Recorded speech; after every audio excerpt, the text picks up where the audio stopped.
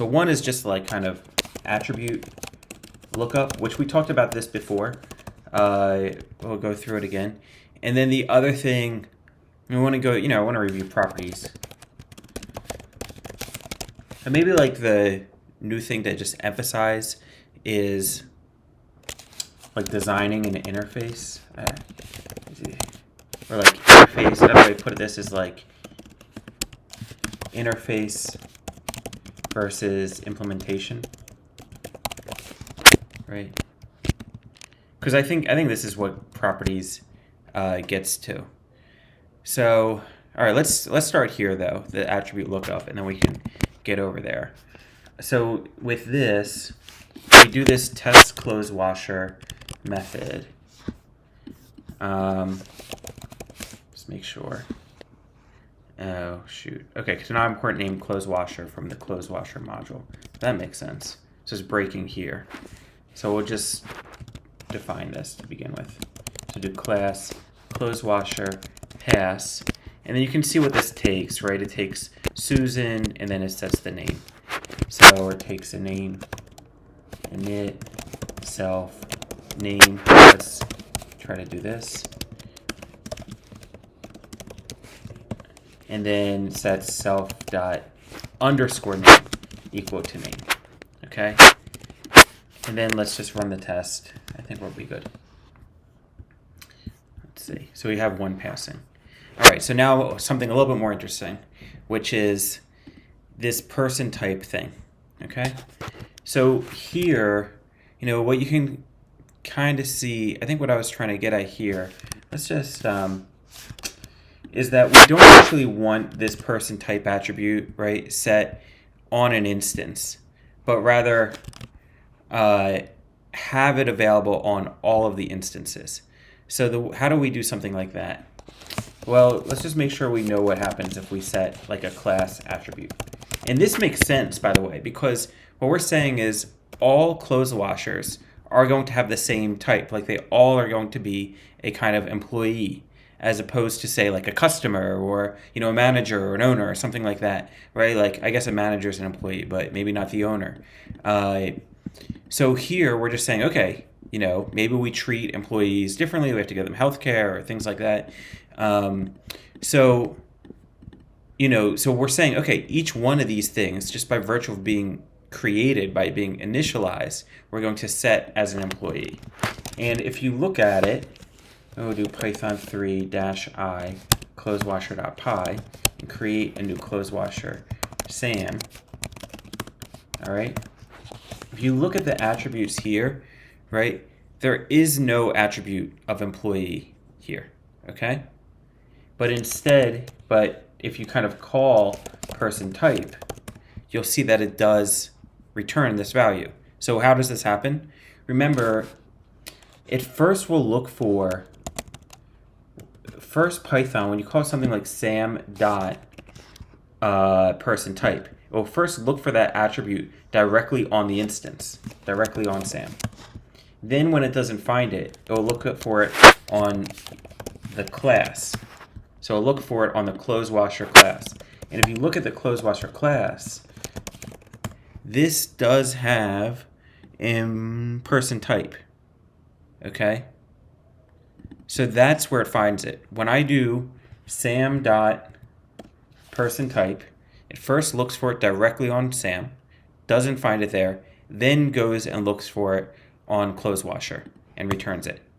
If, say, like we mistype this, whatever, let's call this person something, it will do the same procedure, right? It will first look for this directly on Sam, right? Not find it, then go to the clothes washer. And notice what it says.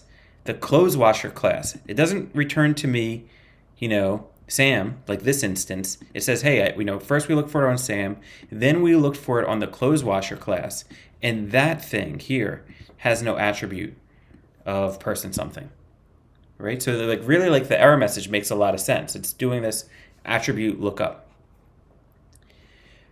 When we define a method, like let's say like get, name,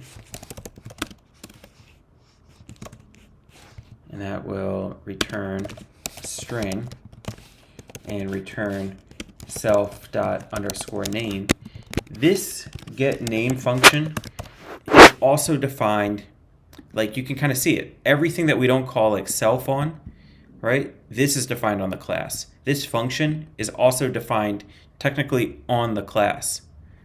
All right, so let's see that. Can I see it? Python 3. There you go. So let's create a new clothes washer, and this will be Sam again. Pass through Sam. All right.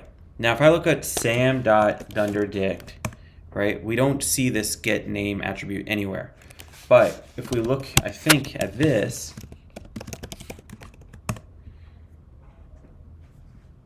there you can see it. The get name function points, right? This property, this attribute, I should say, points to this function, and that is on the clothes washer class. So every time you call sam.getName, it first looks for the attribute, looks to like call this method directly on the instance, directly on Sam, doesn't find it, but then will successfully see it on the class, right? So the function is defined on the class, it will run it and return. This is now back to the instance dot underscore. This underscore is on the instance as well, right? Sam. Okay, so it's a little confusing, but that's the way that Python's operating. These things outside of the function are defined on the class of clothes washer. Why do I kind of bring that up now? Because, well, that's what's happening here too when we do this at property, or we could do it here. Notice where we, remember this original way of defining a property. What are we doing? We're really saying we're setting a class attribute again, right? Just the same thing we're doing here. And we're saying, okay, we're going to create this property instance and set it to a class attribute of name, and now pass through the get name function. And so every time we look for the name attribute, just not underscore name, but flat out name, I will first look for it on the instance, right? If I did like sam.name, it would first look for it on the instance, not find it anywhere. It's not here, right? Doesn't exist. Then it will see this class attribute, and that this class attribute points to a property that says that the getter, it says, in other words, when this thing is called, to actually call this thing, the get name function. So let's run this. So we'll create, we'll just do it this old-fashioned way. Clothes washer, Sam dot, let's look at it, dunderdict. It's not here, right? This name attribute is not here. But if you look at the clothes washer dot dunderdict, this thing somewhere should have the name. There it is. See that? There's the name attribute, and that points to the property object. Okay? So when you call something like sam.name, it will first look for the attribute here, not find it, then see, okay, this dot name thing points to this property object, and this property object has this like getter type fget feature that says when it's called, when it's like kind of just called, to run this function. Let me see what this could you pass, so let's just see that, and then happy to answer this question. Okay, so sam.name, right, calls this function here, right? Okay, so let's see, we did have a question. Could you pass person type equals employee as a default argument in init? Okay, that way, if you had to create an instance of a clothes washer like a manager, you have the possibility to override the person type. That's a great kind of functionality, right? So kind of the proposal is, hey, what if normally the default behavior is to make this thing like an employee, but sometimes and you can see different ways of doing it. I'm almost setting a default argument here, but instead we can keep this self.underscore person type equals employee. Equals whatever someone passes through. Now this is, you actually can't, well, I mean, you could set it, I guess, set it to be none as a default argument, and then do something like, and then say like, if there's a person type, set it, or set it to like close washer dot person type. So you could do that. Sorry, we're getting a little off course. But this is like a way of implementing that. Let's undo it. Uh-oh. Yeah, you could, yeah, but, okay, so, the proposal is, can I do this self name person type? What if we did this? Sorry, if we did this, this would not be as good, right? Because, I mean, instead what I would do is set a default argument here, right? And then we can always change it, right? So that would be another way of doing it. But let's keep going. So, okay, so we have this init. We are, we're not going to pass this through right now. We'll keep this as a class attribute. All right? And what do we learn so far? We learned essentially about attribute lookup. That first we're looking for the attribute directly on the instance. And then when it doesn't find it, it goes to the class, returns it. And that's what happens with our functions too, right? Our functions are set on the class, not on the instance, right? So same thing here. This is a class attribute saying when we call, when we actually get to this thing, look at the getter method and run that, okay? The setter works the same way. With the setter, we are def, set, sorry, we'll call this set name, self,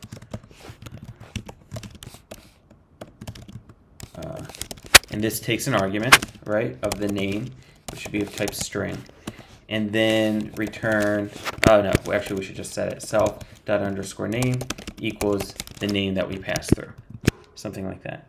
So, so this will set it, but if I want the setter to work as like a property, where I can do something like close washer, right, Sam, that's Sam, and then I do Sam dot, if I want to be able to do Sam dot name equals, and for it to call this method, then what do?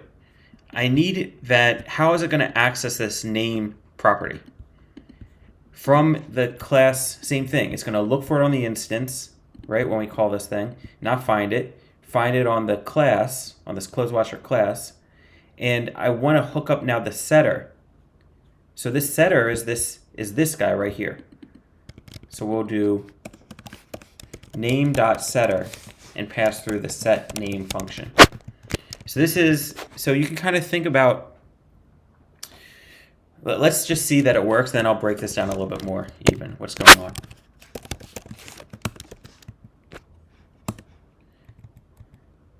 So if we look at this closed washer, and you look at, let's do the dunder dict. This is the class, by the way, right? Closed washer class. You can now still see, so one, notice kind of what I was saying is correct. This set name, right, is defined on the class. So each of our methods are defined on the class. This name property is defined also on the class. If you do close washer.name, you'll see that we can get to our property object, and you can see that the fget method is defined as this get name function, and the fset method is not defined as anything. Oh, why? Because I need to do name equals again here. I need to do, it doesn't, I access the property, but I never kind of set this value on the class. I need to say, okay, this thing here is, I need to update the attribute of this class. I need to update that, and I'm doing that by doing this name equals, right? So let's do this one more time. So close the washer dot name gives me the property object, dot fget gives me the get name function, dot fset gives me the set name, right? So I now kind of like define this property object, and then I updated it here and saying, okay, I'm gonna still have this class attribute pointing to this updated property object that has the setter now defined.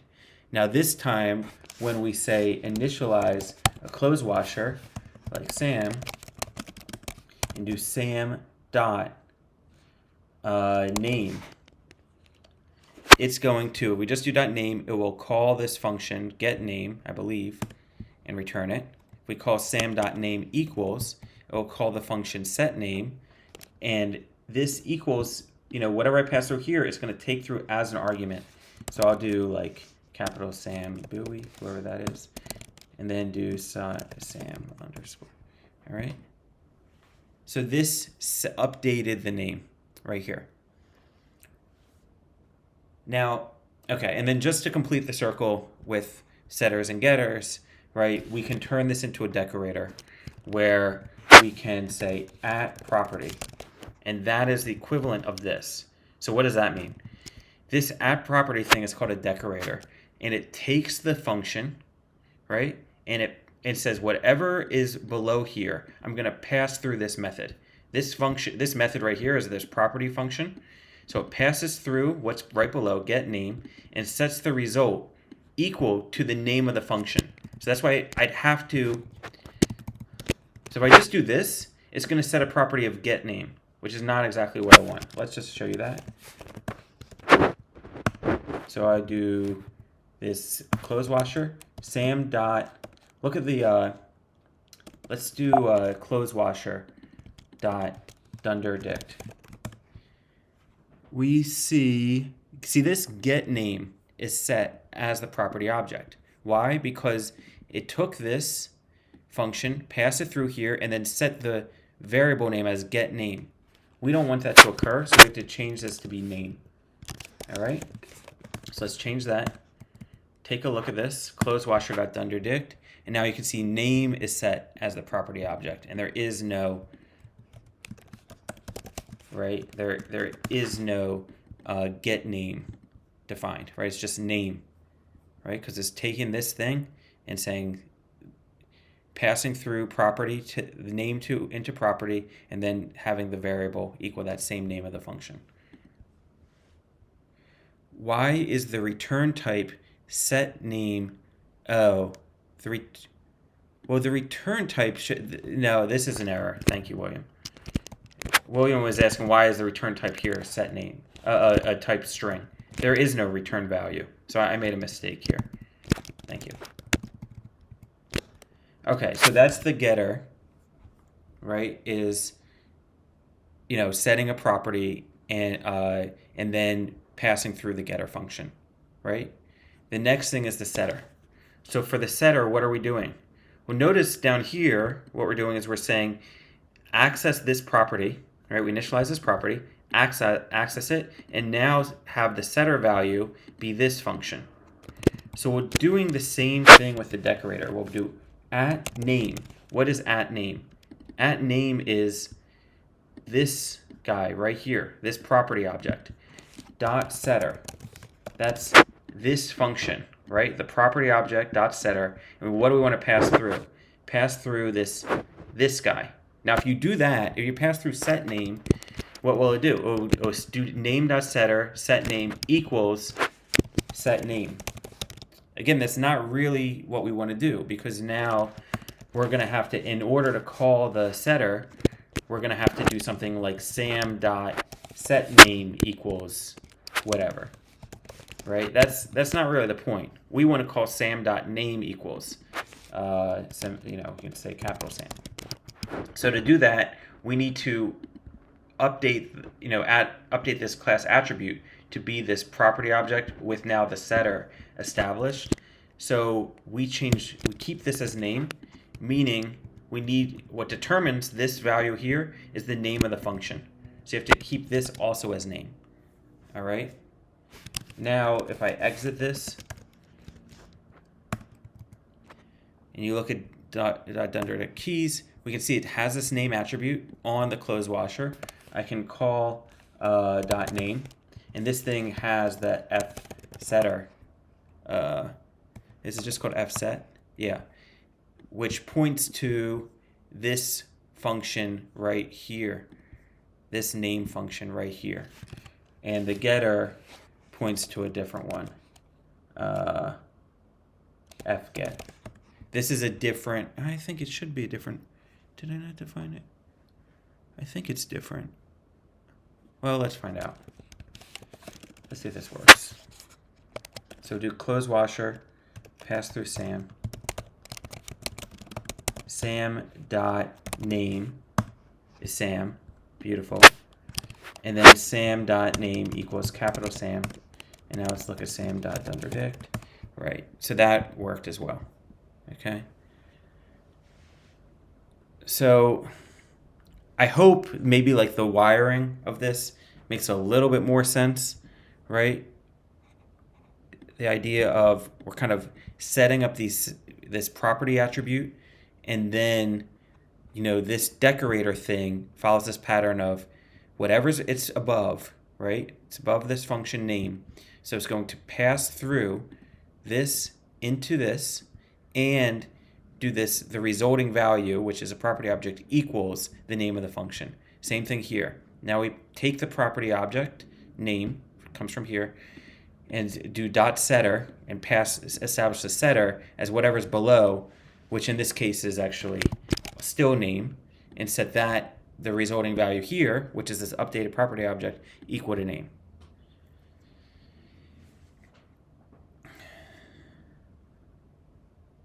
Questions about that? Ways to make that more clear? I have a question. Say that, so for example, say we didn't set person type or whatever attribute, like when we initialize the instance, and say then we wanted to add a person type. And so if we did like Sam dot person type equals employee, would it be put through that setter method? That like does that make sense? It Or does wouldn't that be. It depends how you define it. Like, let's take a look. So let's create this. Let's make Sam. So we have Sam, and now let's say here, and Sam does have a person type, but it's not defined directly on him, right? It's on the class. So now if I do Sam dot, let's do something else. We'll do Sam dot tenure or something like that, or like start date, right? You can always add attributes, right, like to the object. So it will be set. It just won't be set through any function, any setter or getter function, right? Like if you do person, to use your example, if we do sam.person type equals like manager, right, it will update this thing. But the problem is we haven't established it. What we would want to do is establish a getter, because then by virtue, or a setter really, because by virtue of calling this, it would call our setter method, and we could put some sort of enforcement that like, hey, okay, you can do manager, but you cannot do owner or something like, right? Like we would be able to control the interface to this. Does that make sense? So that's kind of what setters and getters do for us, is they protect kind of how we can alter our underlying data. Like we can say, only allow this thing to be like a string, otherwise raise an error. Always make sure this is capitalized, right? But you can always, like Python by default allows you to add whatever attributes you want and set them to whatever values you want.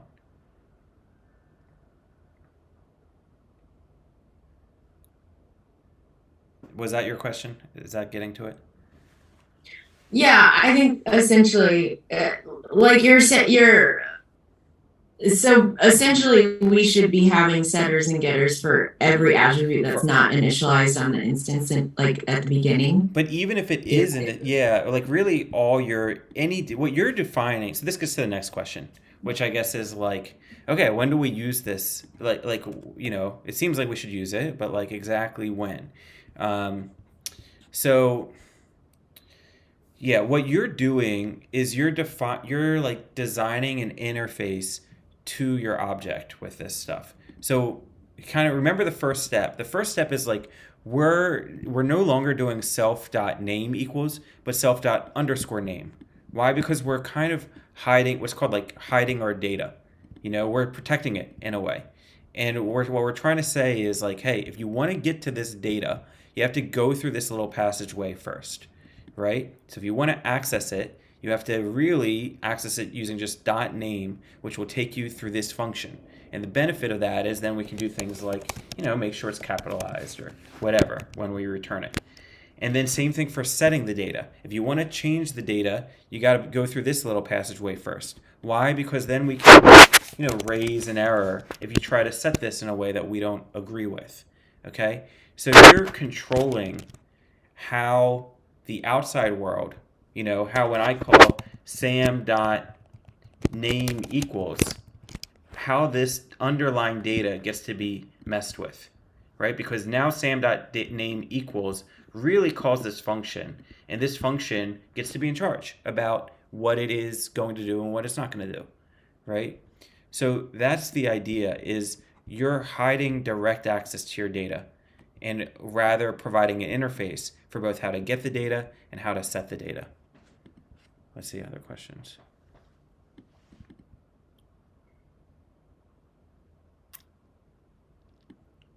We can add the class attribute later and still has... you can I guess add this stuff whenever. So I wanted to bring out that point that like the benefit of the properties is you're starting to define how you can access the data. So let me give you another example. Let's say we don't have a setter at all. Why would you want that? Well, what you're saying here is, okay, you get to create a clothes washer and set the name, right, when you create it, but afterwards you don't get to update it. No update access, right? Same thing, like you can imagine this in SQL. Like you get to retrieve and maybe insert, but like you cannot update it once we create this person. So what you're doing is you're designing like an interface, right? Like if you imagine,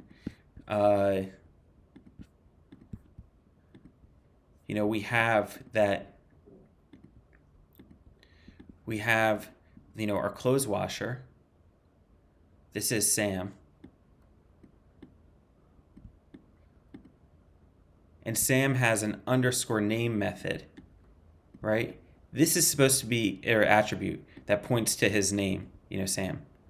Okay? This is internal, right? Like this is, he can call like self._name, and technically you can do it from the outside as well. But the way that we're kind of asking you to access this data is by doing sam.name,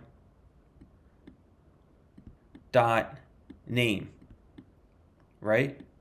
Just using this, and this will call like a method that maybe will capitalize it or whatever. So to the outside world, when I call sam.name, it will always return, a capitalized string. To the outside world, can I do sam.name equals? You're not supposed, if you don't have a setter, you cannot do sam.name equals. You can do sam._name equals, but this is kind of telling you, hey, don't directly mess with this. Like, all right, you better know what you're doing, or like I'm warning you, that I don't totally agree with this.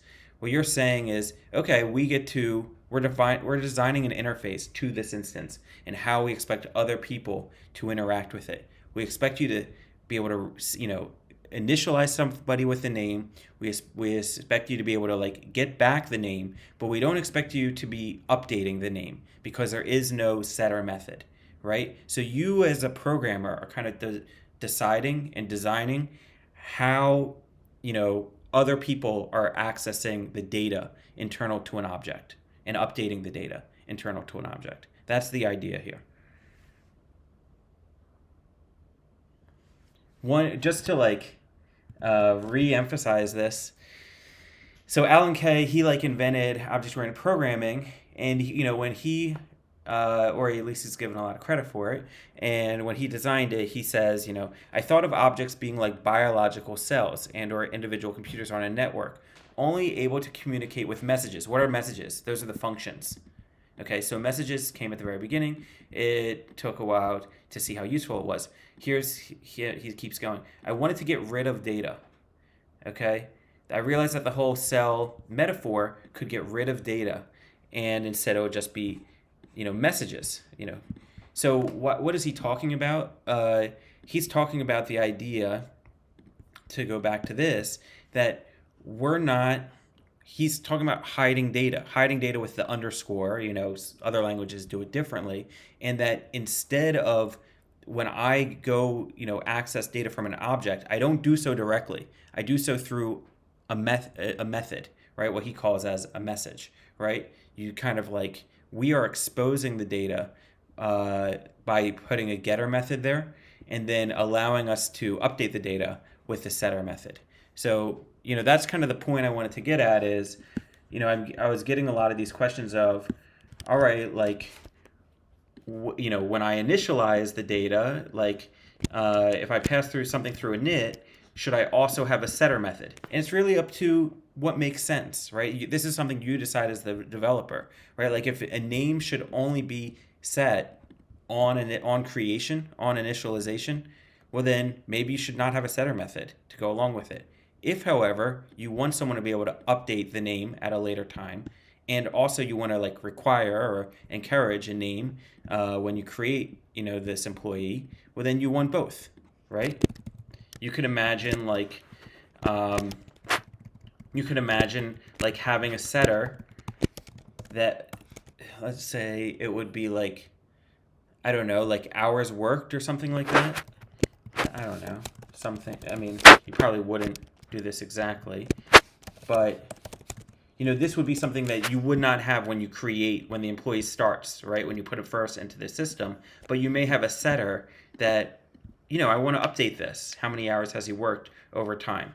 So this interface starts to match the domain, right? Like you start to do things that like make sense according to the logic of the real world.